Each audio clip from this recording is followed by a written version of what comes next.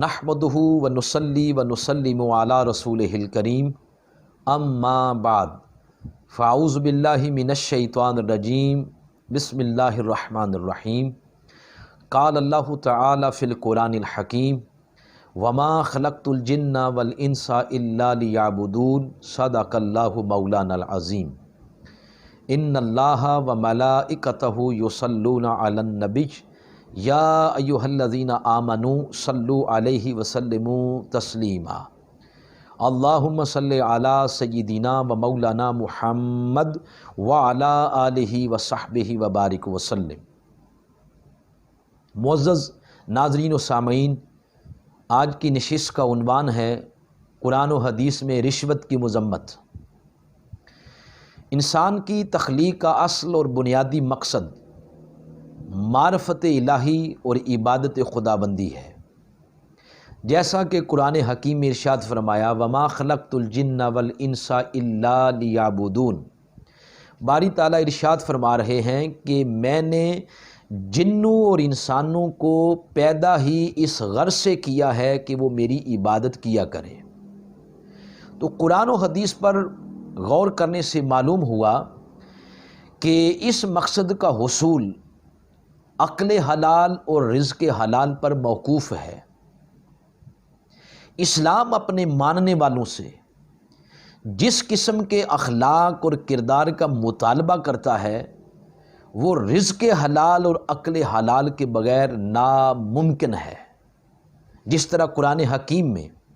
اللہ کریم نے اعمال صالحہ پر رزق حلال اور عقل حلال کو مقدم رکھا ہے، اور ارشاد فرمایا یا ایھا الرسل کلوا من الطیبات واعملوا صالحا، اے ہمارے رسولو تم پاکیزہ چیزیں کھاؤ اور نیک عمل کرو۔ ناظرین کرام، اس آیت مبارکہ کے اندر عمل صالحہ کا ذکر بعد میں ہے، پہلے ذکر رزق حلال اور عقل حلال کا کیا گیا ہے۔ اللہ تعالیٰ نے مومنین کو وہی حکم دیا ہے جس بات کا حکم اس نے اپنے انبیاء اور رسولوں کو دیا ہے۔ تو معلوم ہوا کہ اعمال صالحہ ہوں، طریقت ہو، شریعت ہو، سلوک ہو، اس دنیا میں قدم رکھنے سے پہلے شرط ہے کہ پہلے بندہ رزق حلال کھائے۔ ناظرین کرام، طبی نقطہ نگاہ سے جس طرح ہر شے، ہر خوراک اور ہر مشروب کا ایک ظاہری تاثیر ہوتا ہے، اسی طرح اس کی ایک باطنی اور معنوی تاثیر بھی ہوتی ہے۔ حرام کھانے سے اخلاق رذیلہ پیدا ہوتے ہیں، عبادت کا ذوق اور شوق ختم ہو جاتا ہے، اولاد نیک نہیں ہوتی اور دعا قبولیت کے درجے پر فائز نہیں ہوتی۔ اسی طرح رزق حلال کھانے سے اندر ایک باطنی نور پیدا ہوتا ہے، اخلاق رذیلہ سے نفرت اور اچھے اخلاق کی طرف رغبت پیدا ہوتی ہے، عبادت کے اندر دل لگنے لگتا ہے، عبادت کا ذوق اور شوق پیدا ہوتا ہے، اور اخلاق حسنہ ان کی طرف رغبت پیدا ہوتی ہے، اور انسان کی دعائیں اور عبادات جلد قبولیت کے درجے پر فائز ہونے لگتی ہیں۔ یہی وجہ ہے کہ آقا علیہ الصلوۃ والسلام نے ارشاد فرمایا من اکل الحلال 40 یوما نور اللہ قلبہ۔ حضور اسلام نے فرمایا جو خوش نصیب 40 روز لگاتار حلال کھاتا ہے، اللہ اس کے دل کو نور کے ساتھ منور کر دیتا ہے، اور پھر ارشاد فرمایا اس کی زبان پر اس کے دل سے حکمت کے چشمے جاری فرماتا ہے۔ تو ناظرین کرام، قبولیت دعا ہو یا عبادات ہو، اس کا دار و مدار ہی رزق حلال پر ہے۔ پھر حضور نبی اکرم صلی اللہ علیہ وآلہ وسلم کی حدیث مبارکہ جس کے راوی حضرت عبداللہ ابن عباس رضی اللہ تعالیٰ عنہما ہیں، وہ فرماتے ہیں کہ جب حضور صلی والسلام کے سامنے یہ آیت کریمہ تلاوت کی گئی یا ایھا الناس کلوا مما فی الارض حلالا طیبا، تو اس وقت مجمع میں حضرت سعد بن ابی وقاص کھڑے ہوئے۔ انہوں نے عرض کیا یا رسول اللہ صلی اللہ علیہ وآلہ وسلم آپ میرے لیے دعا فرمائیں، ادعو اللہ یجعلنی مستجاب الدعوات، کہ اللہ مجھے مستجاب الدعوات بنائے۔ تو حضور نے فرمایا، آقا علیہ السلام نے فرمایا، فقال یا سعد اطب مطعمک تکن مستجاب الدعوات، اے سعد تو اپنے کھانے کو پاکیزہ بنا لے، اللہ تجھے مستجاب الدعوات بنا دے گا۔ اور پھر حضور علیہ السلام نے قسم کھائی، آپ نے فرمایا والذی نفس محمد بیدہ، آقا علیہ السلام نے فرمایا مجھے اس ذات کی عزت کی قسم جس کے قبضہ قدرت میں مجھ محمد کی جان ہے، اگر حرام کا ایک لقمہ بھی جب پیٹ میں جاتا ہے تو 40 روز کی عبادت وہ رد کر دی جاتی ہے، وہ قبول نہیں ہوتی۔ ناظرین کرام، پھر حضور نے فرمایا جس بندے کا گوشت یعنی جسم سود اور حرام سے پلا ہو وہ دوزخ کی آگ کا زیادہ مستحق ہے۔ پھر مزید واضح کرتے ہوئے حضور علیہ الصلوۃ والسلام نے ارشاد فرمایا کہ بہت سے لوگ جو طویل السفر اور پریشان حال ہوتے ہیں، اللہ کی بارگاہ میں دعائیں مانگتے ہیں، روتے ہیں اور یا رب کے ذریعے اس کی بارگاہ میں گزارشات پیش کرتے ہیں، اور ادھر حال یہ ہے نہ ان کا کھانا حلال نہ ان کا پینا حلال، تو ان حالات میں ان کی دعائیں کیسے قبول ہوں؟ تو یہ 2-4 منٹ کی گفتگو سے پتہ یہ چلا کہ قبولیت دعا ہو یا عبادات ہو، اس کا دار و مدار ہی رزق حلال پر ہے اور عقل حلال پر ہے اور حرام سے بچنے پر ہے۔ ناظرین کرام، دنیا میں بے شمار ذرائع ہیں حرام کمائی کے، ان ذرائع میں سے ایک ذریعہ حرام کمائی کا وہ رشوت بھی ہے۔ رشوت کی قرآن کے اندر بھی مذمت ہوئی، احادیث مبارکہ کے اندر بھی مذمت بیان ہوئی، اور سلف صالحین نے اپنے اقوال کے اندر بھی اس لعنتی کام کی مذمت کی ہے۔ قرآن حکیم کے اندر سورۃ المائدہ کی آیت نمبر 42 کے اندر اللہ کریم نے ارشاد فرمایا اکالون للسخط، ارشاد فرمایا یہ یہود علماء کی عادات رذیلہ بیان ہو رہی ہیں، اور ان کی بری عادات میں سے ایک عادت یہ تھی کہ وہ حرام زیادہ کھانے والے تھے۔ اس آیت کریمہ میں حرام کے لیے جو لفظ باری تعالیٰ نے استعمال فرمایا ہے وہ ہے سخط۔ سخط کا لغوی معنی مشکات المصابیح کے اندر یوں بیان ہوا، اصل سخط الاستئصال، سخط کی اصل جڑ سے اکھاڑ پھینکنا یا ہلاک کرنا ہے۔ پھر امام ابو بکر الجساس نے احکام القرآن کے اندر اس کا لغوی معنی یوں بیان کیا، فرمایا وَالسُّخْطُ فِي اللُّغَةِ أَصْلُهُ الْهَلَاكُ، لغت میں سخط کی اصل ہلاک کر دینا ہے۔ تو ناظرین،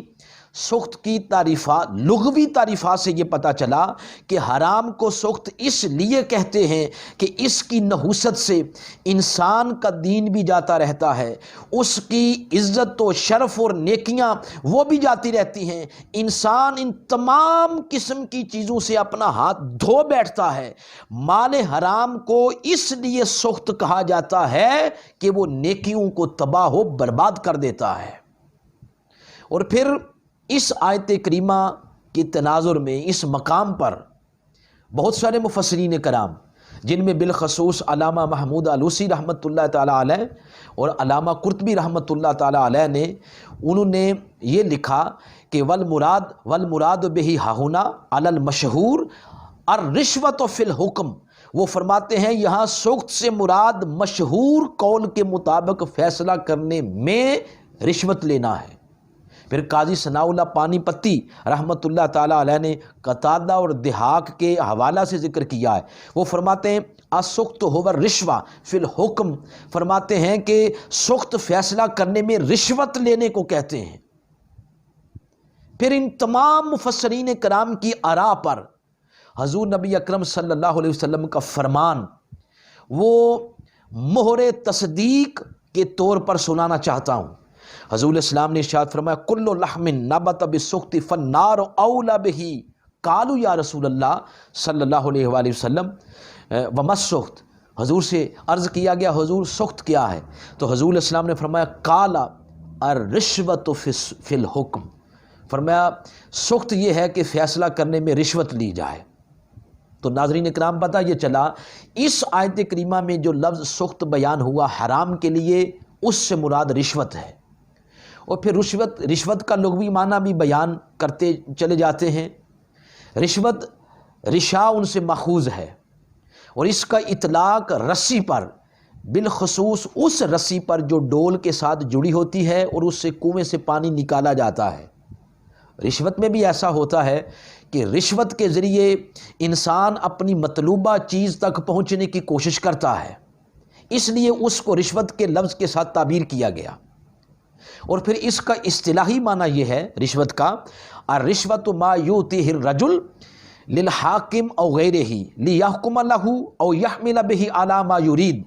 رشوت اس عطیے کو کہا جاتا ہے جو آدمی حاکم کو یا غیر حاکم کو یا کسی صاحب منصب کو اس نیت سے دیتا ہے کہ وہ فیصلہ اس کے حق میں کر دے اور اس رشوت کے ذریعے اپنی مطلوبہ چیز تک پہنچ جائے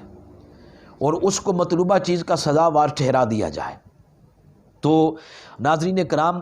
رشوت کو سخت کہنے کی وجہ یہ ہے کہ وہ نہ صرف لینے دینے والوں کو برباد کرتی ہے، بلکہ پورے کے پورے ملک، معاشرے کی جڑ، بنیاد اور امن عامہ کو تباہ کرنے والی ہے۔ اور جس ملک میں، جس معاشرے میں، جس محکمے میں یہ لعنت عام ہو جائے اور محکمے میں بیٹھے ہوئے افراد رشوت کے بغیر کام نہ کریں، اس ملک اور محکمے اور معاشرے میں قانون نام کی چیز نہیں رہتی۔ قانون معطل ہو جاتا ہے،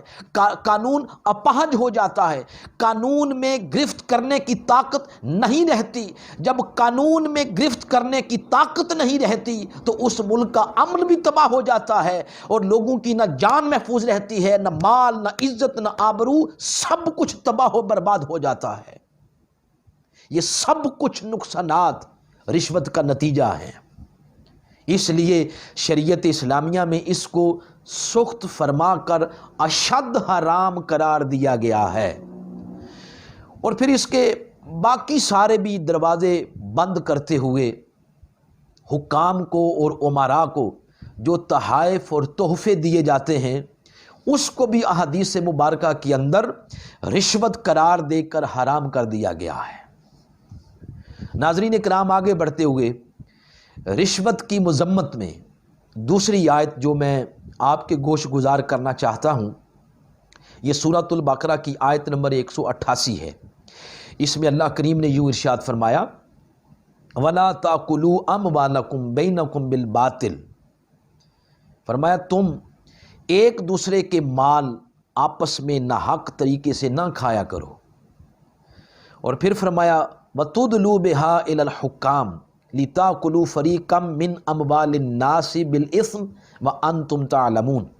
اور فرمایا نہ مال کو بطور رشوت حاکموں تک پہنچایا کرو کہ یوں لوگوں کے مال کا کچھ حصہ تم بھی ناجائز طریقے سے کھا سکو، حالانکہ تمہارے علم میں ہے کہ یہ گناہ ہے۔ ناظرین اکرام، یہ جو آیت کریمہ میں نے تلاوت کی ہے، ابھی سنائی ہے، اس آیت کریمہ کے اگر غور کیا جائے تو دو حصے ہیں۔ پہلا حصہ ہے وَلَا تَأْكُلُوا أَمْوَالَكُمْ بَيْنَكُمْ بِالْبَاطِلِ، اس حصے میں مطلق فرمایا گیا کہ ناجائز طریقے سے ایک دوسرے کا مال نہ کھایا کرو، یہ مطلق ایک اصول دے دیا۔ اور پھر آیت کے اگلے حصے میں لوگوں کا مال کھانے کا ناجائز، مروج اور مؤثر طریقہ یعنی رشوت، اس کی مذمت بیان کی جا رہی ہے۔ گویا پہلے حصے میں مطلق کہا گیا کہ ناجائز طریقوں سے مال نہ کھاؤ، اگلے حصے میں اس ملعون طریقے کو الگ ذکر کیا گیا تاکہ لوگوں کے دلوں کی تختیوں پر یہ نقش ہو جائے کہ رشوت کتنی بڑی لعنت ہے، یہ ملعون کام ہے، اس کو الگ ذکر کیا گیا۔ اور فرمایا وَتُدْلُوا بِهَا إِلَى الْحُكَّامِ، یہ جو لفظ ہے تدلو، یہ ادلاء ان سے ماخوذ ہے جس کا معنی ارسال الدلو او الحبل فی البئر، کنویں میں ڈول پھینک کر پانی نکالنا ہے۔ اور رشوت میں بھی ایسا ہوتا ہے کہ حاکم کو، کسی صاحب منصب کو رشوت دے کر اپنا کام نکلوایا جاتا ہے، اس لیے مفسرین کرام نے تدلو بہا الی الحکام سے مراد رشوت لی ہے، اور بطور خاص علامہ محمود آلوسی وہ اس کی شرح یوں بیان کرتے ہیں، وہ فرماتے ہیں تدلو بہا الی الحکام اے لا تلقوا بعدها الی حکام السوء علی وجہ رشوہ، وہ فرماتے ہیں بطور رشوت اپنا بعد مال حکام تک نہ پہنچاؤ۔ تو ناظرین کرام، اس آیت کریمہ میں رشوت جیسی لعنت کو الگ بیان کر کے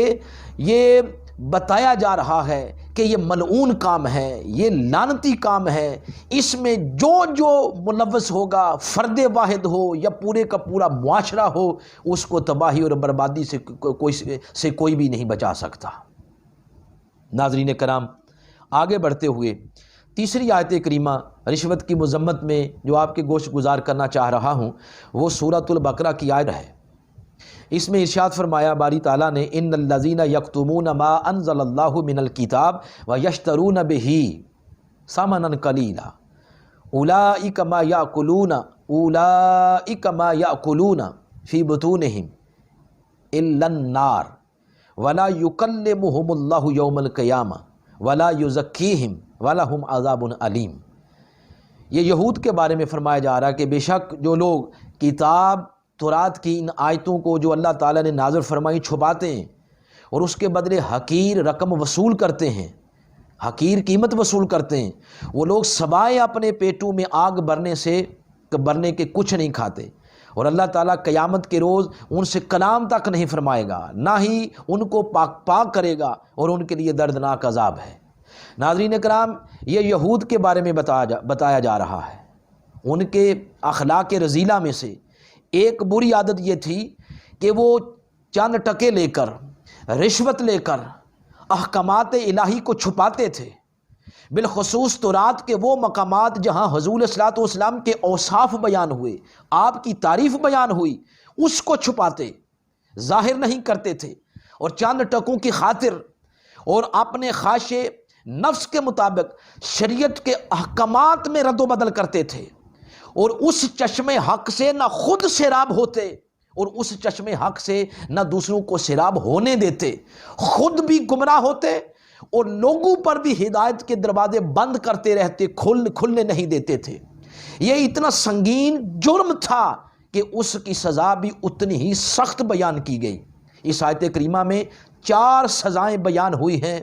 رشوت لینے والے کی۔ پہلی سزا وہ فرمایا کہ یہ لذیذ لقمے رشوت کے لے کر جو تم اپنے حلق سے نیچے اتار رہے ہو، یہ آگ کے وہ انگارے ہیں، یہ آگ کے نہ بجھنے والے وہ انگارے ہیں جن کی سوزش تم محسوس کرتے رہو گے۔ اور پھر آگے دوسری سزا فرمایا، اس سے بڑھ کر یہ ہے کہ وہ مالک حقیقی، ارے جس کی پہچان ہی یہ ہے کہ وہ رحمان ہے، وہ رحیم ہے، وہ ہمیشہ مہربان اور رحم کرنے والا ہے، اس کی بے شمار عنایتیں، وہ روز قیامت اپنی نگاہ رحمت پھیر لے گا، اپنے کرم کا رخ موڑ لے گا اور اپنے خطاب جاں پرور سے محروم کر دے گا۔ اور تیسری سزا رشوت لینے والے کے لیے یہ بیان کی جا رہی ہے کہ ان کے چہروں پر کتمان حق کی نجاست چسپاں رہنے دی جائے گی، آب رحمت سے اسے دھویا نہیں جائے گا۔ اور چوتھی سزا ان کے لیے یہ تجویز فرمائی، وَلَهُمْ عَذَابٌ علیم، ان کی چوتھی سزا یہ ہے کہ ان کے لیے دردناک عذاب تیار کر رکھا ہے۔ ناظرین کرام، قرآن حکیم کی ان 3 آیات کریمہ کی روشنی میں یہ امر واضح ہو گیا کہ رشوت ایک لعنتی کام ہے، یہ ملعون ہے، جو اس میں ملوث ہوتا ہے پھر وہ تباہی اور بربادی کی طرف بڑھتا چلا جاتا ہے۔ اور حضور نبی اکرم صلی اللہ علیہ وآلہ وسلم نے تو رشوت لینے والے پر، رشوت دینے والے پر، ان دونوں میں معاملات طے کروانے والے پر لعنت بھیجی ہے۔ حدیث مبارکہ میں آتا ہے، انہ لعن الراشی والمرتشی والرائش الذی یمشی بینہما، حضور اسلام نے فرمایا رشوت دینے والا، لینے والا، ان دونوں کے درمیان معاملات طے کروانے والا، ان سب پر لعنت ہو۔ اور پھر ایک حدیث مبارکہ میں تو حضور علیہ السلام نے فرمایا سنت و خصال من السخط رشوت الامام وہی اخبث ذلک کلہ،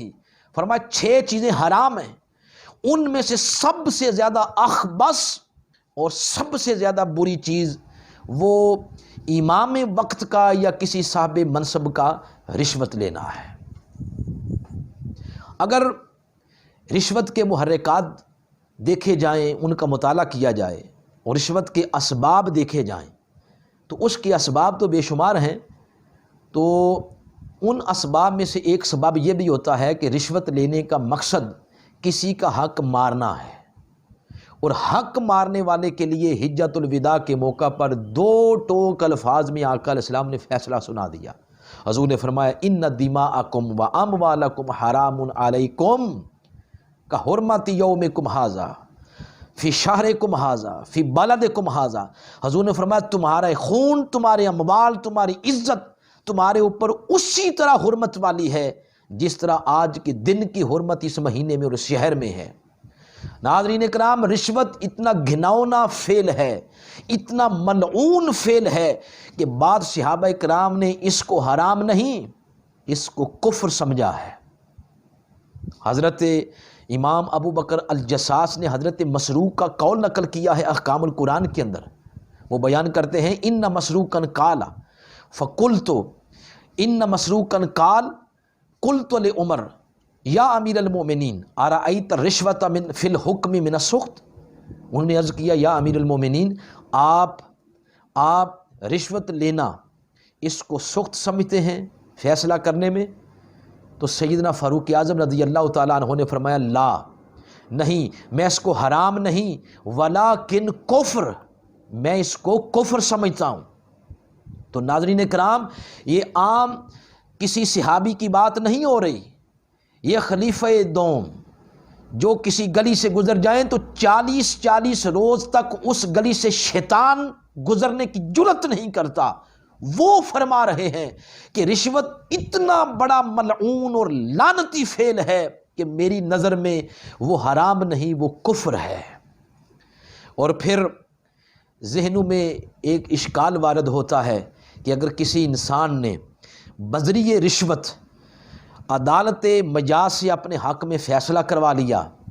اور پھر بعد میں وہ یہ سمجھتا رہے کہ کیونکہ یہ عدالت نے میرے حق میں فیصلہ کر دیا ہے لہذا یہ مال میرے لیے حلال ہو گیا ہے،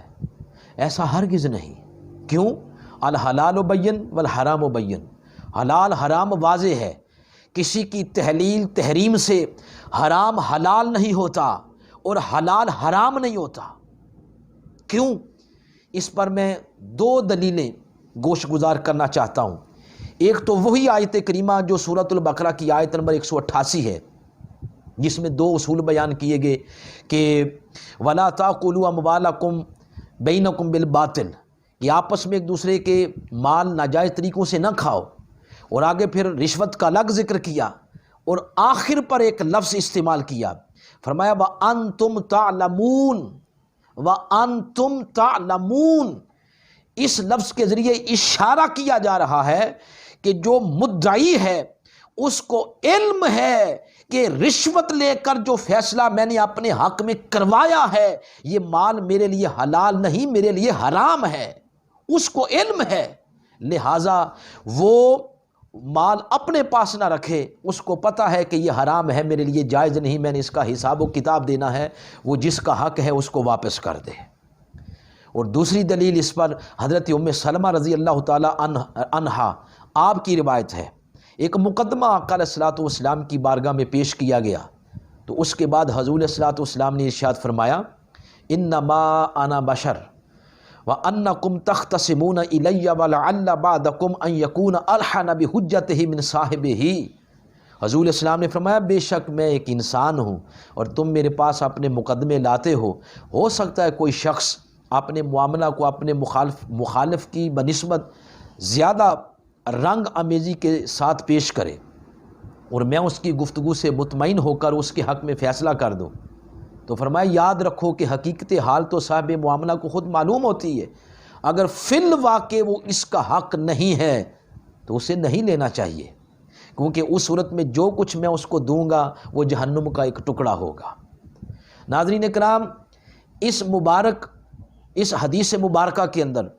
حضور علیہ الصلوۃ والسلام نے مثال تو اپنی دی ہے، اور وہ اس لیے دی ہے کہ قیامت تک رہنمائی ہم نے حضور علیہ الصلوۃ والسلام کے اسوہ سے لینی ہے۔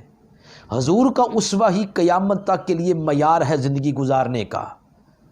اور رہنمائی حضور سے لینی ہے۔ حضور علیہ الصلوۃ والسلام نے مثال اپنی دی، مگر قیامت تک کے آنے والے ججوں کو، قاضیوں کو متوجہ کر دیا کہ خبردار کسی کی چرب زبانی کی وجہ سے فیصلہ اس کے حق میں نہیں دینا، رشوت نہیں لینی۔ اور پھر عام مسلمانوں کے لیے اس میں پیغام یہ ہے کہ اگر رشوت دے کر، دھوکہ دہی سے اور جھوٹی گواہی سے اگر مال پر تم قبضہ بھی کر لو اور فیصلہ اپنے حق میں کروا لو، تو اس فیصلے کے ذریعے حلال حرام نہیں ہو جاتا اور حرام حلال نہیں ہو جاتا۔ فرمایا اس لیے آخرت کے حساب و کتاب سے ڈرو، اس علیم و خبیر کی عدالت میں پیشی سے ڈرتے ہوئے۔ فرمایا وہ مال جس کا حق ہے اس کو واپس کر دو۔ ناظرین کرام، چند آیات کریمہ میں نے آپ کی گوش گزار کی اور آقا علیہ الصلوۃ والسلام کے فرامین، ان تمام چیزوں سے یہ پتہ چلا کہ اگر اللہ رسول کی یہ باتیں ہماری سمجھ میں آ جائیں تو ہمارے نہ جانے کتنے جھگڑے اور مقدمہ بازیاں ان سے ہماری جان چھوٹ جائے گی، اور وہ زر کثیر جو ہم رشوت کے طور پر عدالتوں میں صرف کرتے ہیں، وہ زر کثیر جو رشوت کے طور پر کسی صاحب منصب کو دیتے ہیں، وہ پیسہ اگر اپنے ملک پر خرچ کیا جائے، اپنی قوم پر خرچ کیا جائے، اپنے بال بچوں کی تعلیم و تربیت پر صرف کیا جائے، غرباء اور مساکین کی فلاح و بہبود پر خرچ کیا جائے، تو ہمارا ملک ترقی پذیر ممالک کی صف سے نکل کر ترقی یافتہ ممالک کی صف میں اس کا شمار ہونے لگے گا۔ اور پھر ہمارے آپس کے ایک دوسرے کی جو عداوتیں ہیں، دشمنیاں ہیں، اناد ہیں، بغض ہیں، وہ بھی محبت اور پیار میں بدل سکتی ہیں، اور اخوت اور بھائی چارے پر مبنی وہ معاشرہ قائم ہو سکتا ہے جو اسلام کا اصل مقصود ہے، اور پھر انسان کی تخلیق کا جو مقصد ہے وہ بھی پورا ہونے لگ جائے گا۔ ناظرین کرام، انہی باتوں پر میں اپنی گفتگو کو ختم کر رہا ہوں۔ اللہ کی بارگاہ میں دعا ہے اللہ کریم ہمیں قرآن حکیم اور آقا علیہ الصلوۃ والسلام کی سنت مطہرہ کے مطابق اپنی زندگیاں بسر کرنے کی توفیق عطا فرمائے۔ وما علینا الا البلاغ المبین۔